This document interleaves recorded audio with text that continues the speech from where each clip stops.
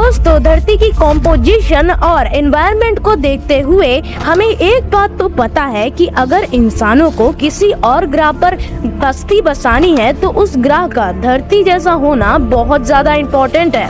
और ये बात जानकर आपको बहुत ज्यादा खुशी होगी कि हमारे ब्रह्मांड में हजारों अर्थ साइज प्लैनेट्स खोज लिए गए हैं, जिनमें से 30 सबसे ज्यादा हैबिटेबल प्लैनेट्स तो हमारी मिल्की वे गैलेक्सी में ही मौजूद हैं। और इन प्लैनेट्स के ऊपर मैंने एक और वीडियो बनाया है जिसे जाकर आप देख सकते हैं, और ये उस वीडियो का पार्ट 2 है। तो चलिए शुरू करते हैं आज के इस एपिसोड को। Ross 128b। दुनिया भर के एस्ट्रोनॉमर्स मानते हैं कि ये प्लैनेट हमारी धरती का बैकयार्ड ही है, क्योंकि ये हमारी धरती से केवल 11 लाइट ईयर ही दूर है। और अगर इसकी डिस्कवरी की बात करें तो इसे खोजा गया था साल 2017 में, और जब से इसे खोजा गया तब से इसने अपने तरफ एस्ट्रोनॉमर्स का ध्यान केंद्रित किया था।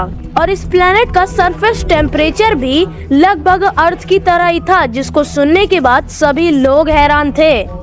और आपको जानकर हैरानी होगी कि रॉस 128b नाम का ये प्लैनेट एक क्वाइट स्टार को ऑर्बिट करता है, यानी कि इस प्लैनेट का स्टार इस पर कोई भी रेडिएशन ब्लास्ट नहीं करता। लेकिन फिर भी जब से ये प्लैनेट अपने स्टार के करीब है तब से ही इस पर 38% ज्यादा अर्थ के मुकाबले रेडिएशन आ रही है। पर कई सारी थ्योरीज का ये कहना है कि इस प्लैनेट पर काफी हाई एल्टीट्यूड वाले क्लाउड्स मौजूद हैं, जो कि न सिर्फ इसके तारे से आने वाली रेडिएशंस को स्पेस में रिफ्लेक्ट कर देता है, बाकी ये क्लाउड्स इस एक्सोप्लैनेट को ग्रीन हाउस हीटिंग से भी बचाते हैं। अब ये थ्योरी सही है या नहीं ये तो आने वाले समय में ही पता चलेगा, लेकिन करंट सिनेरियो के हिसाब से हम इस एक्सोप्लैनेट को बिल्कुल धरती जैसा कह सकते हैं।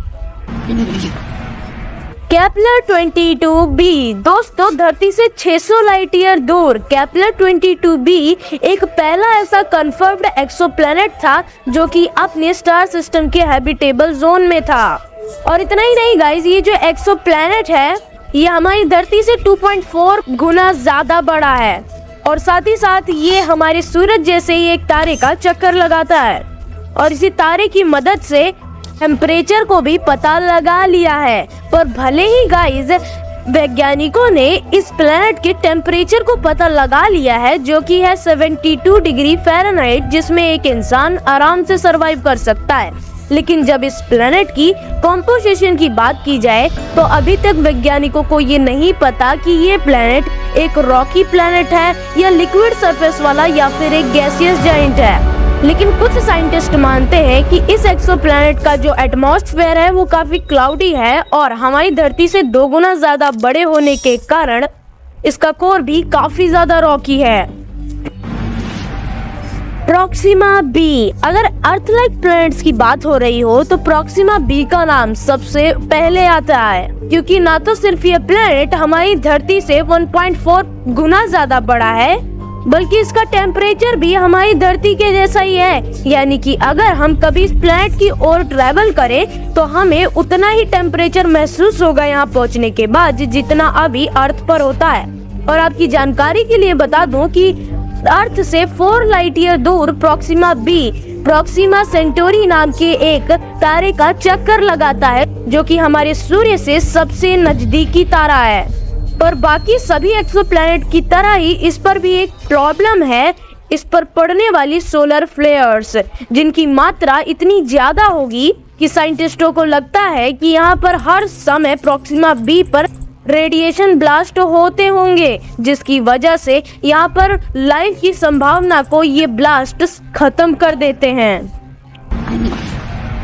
TRAPPIST-1e। दोस्तों, साल 2017 में नासा के द्वारा धरती से 40 लाइट ईयर दूर ट्रैपिस्ट सिस्टम में 7 ग्रहों की खोज की गई, और TRAPPIST-1 में इन 7 ग्रहों के मिलने के बाद नासा के वैज्ञानिक खुद ही हैरान थे, क्योंकि ये 7 के 7 प्लैनेट उनके स्टार सिस्टम के हैबिटेबल जोन में आते हैं। वैसे इन 7 ग्रह में से TRAPPIST-1b और TRAPPIST-1e ने सबसे ज्यादा वैज्ञानिकों को फैसिनेट कर रख दिया, क्योंकि हबल टेलीस्कोप के द्वारा ये जानकारी मिली कि ये दोनों ही प्लैनेट्स हाइड्रोजन डोमिनेटेड एटमॉस्फेयर को होल्ड करते हैं, यानी कि हो सकता है कि यहाँ पर भी लिक्विड वाटर मौजूद हो। और गाइस 2018 में हुई एक स्टडी में ये भी पता चला है कि ये दोनों प्लैनेट्स ज्यादातर रॉक से ही बने हुए हैं, जिनमें से TRAPPIST-1e सबसे ज्यादा हैबिटेबल है। जब आप TRAPPIST-1e के सरफेस पर खड़े होंगे तो आपको बाकी के 6 ग्रह एकदम वैसे ही दिखाई देंगे जैसे कि हमारी धरती से चांद। वैसे इतनी जानकारी होने के बाद भी आज साइंटिस्टों को अभी इसके एटमॉस्फेयर के बारे में ज्यादा नहीं पता, जिसके लिए हम श्योरिटी से ये नहीं कह सकते कि इस प्लेनेट पर हम रह सकते हैं या फिर नहीं। वैसे अगर इस वीडियो का पहला पार्ट आपने नहीं देखा तो ऊपर आई बटन पर अभी आपको लिंक दिख रही होगी और उसकी लिंक नीचे डिस्क्रिप्शन में भी मैं दे दूंगा, तो जाकर चेकआउट जरूर कीजिएगा। और आपका इन प्लैनेट्स में से सबसे ज्यादा फेवरेट प्लैनेट कौन सा है हमें नीचे कमेंट्स बॉक्स में जरूर बताइएगा। तो बस आज की वीडियो में इतना ही, मिलता हूँ मैं आपसे किसी और वीडियो में किसी और नए टॉपिक के साथ। तब तक के लिए